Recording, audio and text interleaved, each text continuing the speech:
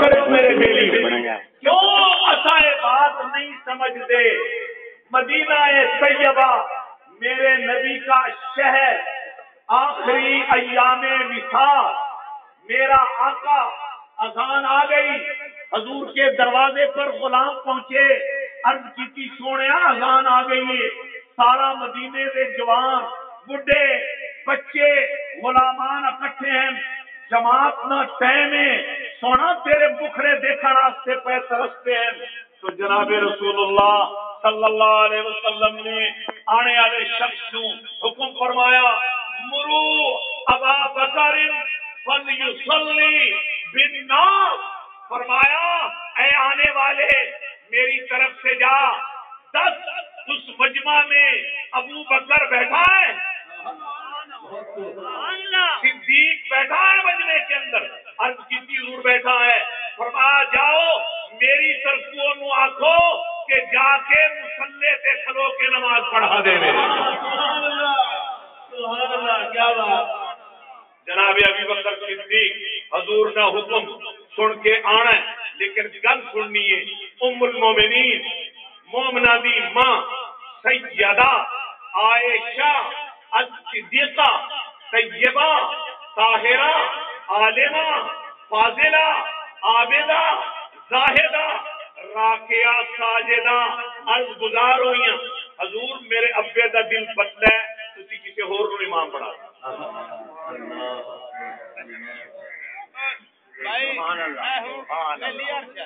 انہاں دل پتلا ہے، تساں نہ پہنچو، او پڑھا نہ سکتے، حضور کسی ہور نوں حکم کر دیو، یعنی علی موجود ہے انہوں حکم کرو، عمر موجود ہے انہوں حکم کرو،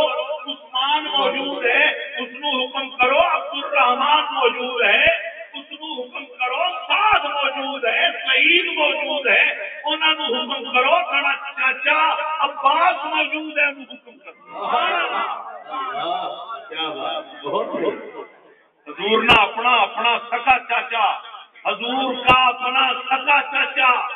عباس بن عبد المطلب موجود ہے، حضور کسی اور کو کہہ دو۔ میرے آقا نے کی جواب دیتا، فرمایا لا ينبغي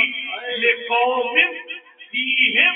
ابو بکر ان يعمهم غیره، فرمایا عائشہ کے بھئی آخری ہے جس قوم وچ میرا ابو بکر موجود ہوئے اور کئی تو لائے کہہ جائے سمجھے کیا ہوئے۔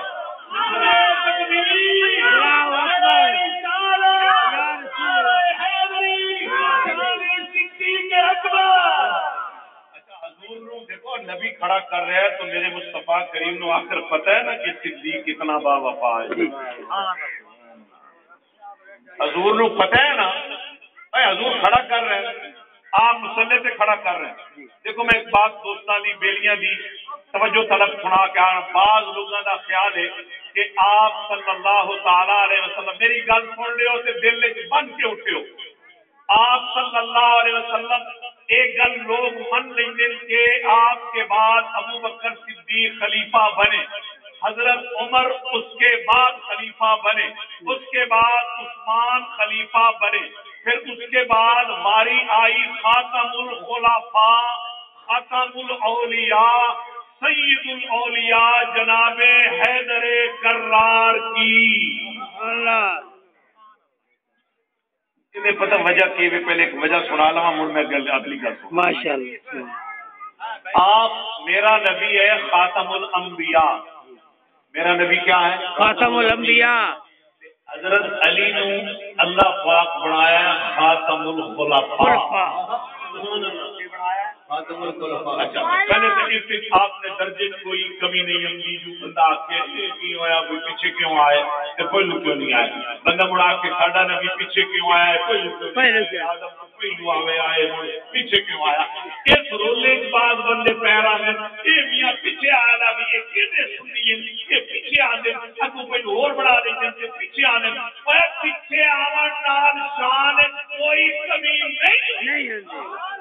بے شک بے شک سمجھ آئیے۔ ایک بات مال پروپیگنڈا ہے، حضرت علی خاتم الخلفاء، اے خاتم الاولیاء، سید الاولیاء ہے، پیچھے آنے نال علی دے مرتبے حیدر کے کمال حیدر کی عظمت کوئی کمی نہیں آتی. البتہ راز آئی آپ آ جاتے پہلو دوے جوان ہم دے پیچھے تے مڑ لوکاں آکھنا میاں حضرت علی دا وارا وارا آئی پہلو او مڑ وگ گئے انہاں پیچھے سارا قرآن بدل گیا. اللہ اکبر اپنی مرضی کی مڑو میاں تو وگ گئے پیچھے وارا آیا انہاں دا قرآن نہ بدل چھوڑیا دین نہ بدل چھوڑیا اسلام اور بدل چھوڑے ہوئے او پہلو وگ گئے جڑے سائیاں ہیں جڑے مالکاں ہیں وہ چلے گئے کہ پیچھے جناب نے دائیں بائیں کر لیا. اللہ فرمایا اے علی تینوں رکھنا آخر سے پہلو انہوں کرینا تاکہ بعد اس کا کمی ہوئے تو تو پوری کر چھوڑے مگر وہ قرآن رکھے علی جیڑا صدیق اکبر نے بنا. بے شک کیا بات. پوری دنیا کو چیلنج ہے کہ اگر ابو بکر صدیق کے بعد حضرت عمر کے بعد عثمان کے بعد کوئی تبدیلی آئی تو حضرت علی کوئی قرآن لکھے ہے یا کوئی پڑھایا ہے تو ایک پوری کائنات کے اندر پیش کرو کیا ہے مولا علی کا لکھے ہوا ہے اگلا وہ ہو گیا آیوش بنایا نانا جینا میرا مصطفیٰ لکھا گیا وہ صدیق اکبر کے زمانے وہ فاروق اعظم کے زمانے وہ عثمان غنی کے زمانے وہ پیر علی کے زمانے.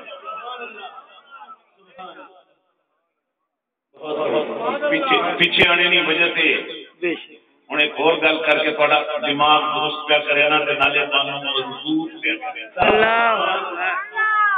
گل سمجھ آ رہی ہے جی جی محبت کی گل سمجھنی ہے ایمان تازے کرنے گلا سمجھنی ہے اساں آل محمد دے بھی نوکر اور اصحاب محمد دے بھی نوکر